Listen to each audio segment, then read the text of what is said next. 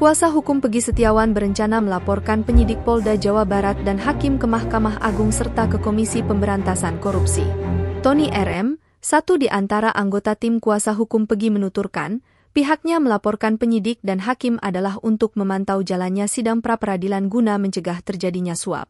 Kami yakin bahwa Peggy Setiawan tidak melakukan tindak pidana dan bahwa penyidik tidak memiliki alat bukti yang cukup untuk menjeratnya.